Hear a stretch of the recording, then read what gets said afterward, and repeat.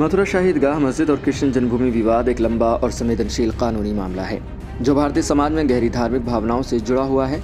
यह विवाद मथुरा शहर में स्थित कृष्ण जन्मभूमि और शाही ईदगाह मस्जिद के बीच का है, जिसे लेकर हिंदू और मुस्लिम समुदाय के बीच लंबे समय से विवाद चला आ रहा है। हाल ही में इलाहाबाद हाईकोर्ट ने इस मामले से जुड़ी हिंदू पक्ष की याचिका को खारिज कर दिया, जो इस विवाद से संबंधित सभी मामलों की दैनिक आधार पर सुनवाई करने की मांग कर रहा था।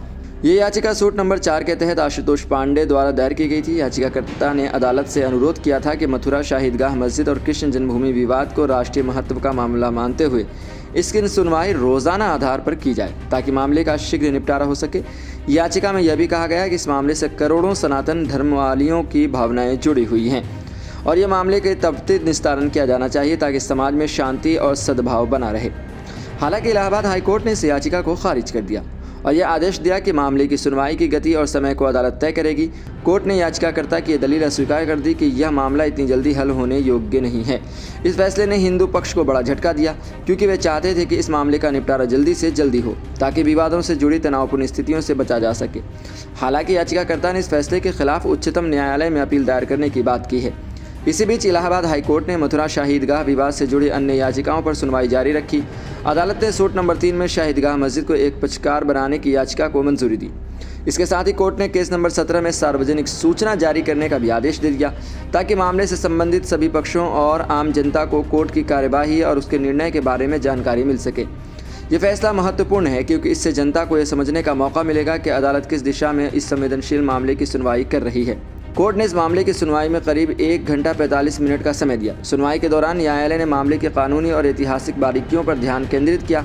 अगली सुनवाई 28 नवंबर को दोपहर में तय की गई है और उम्मीद की जा रही है कि सुनवाई में मामले की विवेचना के बिंदु तय किए जाएंगे। इसके बाद यह संभावना जताई जा रही है कि जैसे अयोध्या विवाद में सुनवाई हुई थी उसी तर्ज पर इस मामले की भी सुनवाई प्रक्रिया शुरू होगी। हालांकि यह पूरी तरह से कोर्ट की विवेक के आधार पर निर्भर करेगा कि वह इसे कैसे आगे बढ़ाता है। मथुरा विवाद में कुल 18 याचिकाएं दायर की गई हैं जिन्हें एक साथ सुना जा रहा है। इस मामले की सुनवाई को लेकर समाज में काफ़ी संवेदनशीलता बनी हुई है और दोनों पक्षों के प्रतिनिधि और धार्मिक नेता इस फैसले के प्रभाव को लेकर सख्त निगरानी रखे हुए हैं।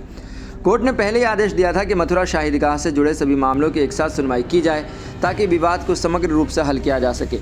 न्यायमूर्ति राम मनोहर नारायण मिश्र की एकल पीठ इस मामले की सुनवाई कर रही है, जो पहले भी कई संवेदनशील मामलों में निर्णायक भूमिका निभा चुकी है।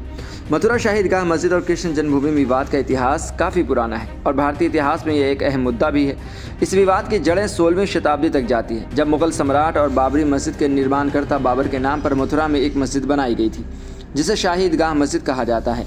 हिंदू पक्ष का आरोप है कि यह मस्जिद कृष्ण जन्मभूमि के ऊपर बनी थी और इस्लामी आक्रांताओं द्वारा हिंदू धार्मिक स्थलों को नष्ट कर धर्म परिवर्तन के उद्देश्य से बनाई गई थी। हिंदू पक्ष का यह भी दावा है कि यहाँ भगवान श्री कृष्ण का जन्म हुआ था और यह स्थान उनके लिए अत्यंत पवित्र है। हालांकि मुस्लिम पक्ष का कहना है कि शाही ईदगाह मस्जिद इस्लामिक धार्मिक स्थल है और इसका ऐतिहासिक और सांस्कृतिक महत्व है। इस विवाद के कारण मथुरा में अक्सर धार्मिक तनाव उत्पन्न होता रहा है और यही कारण है कि इसे संवेदनशील मामला माना जाता है। मथुरा विवाद के मामले में आगे क्या होता है यह समय बताएगा। हालांकि यह साफ है कि इस मामले की कानूनी प्रक्रिया काफ़ी लंबी और जटिल हो सकती है। फिलहाल इलाहाबाद हाईकोर्ट ने इस मामले को गंभीरता से लिया है और हर पहलू की जांच कर रहा है। यह मामला न केवल मथुरा या उत्तर प्रदेश बल्कि पूरे देश के लिए संवेदनशील है क्योंकि यह धार्मिक, ऐतिहासिक और राजनीतिक दृष्टिकोण से गहरे मुद्दों को छूता है। अब यह देखना होगा कि न्यायालय इस मामले का निपटारा किस दिशा में करता है और किस तरह से इसे हल करने का प्रयास करती है। इस केस की सुनवाई में संभावित अंतरिम आदेश धार्मिक सहिष्णुता, सामाजिक सामंजस्य और कानूनी प्रक्रियाओं का संतुलन बनाए रखने का एक बड़ी चुनौती होगी।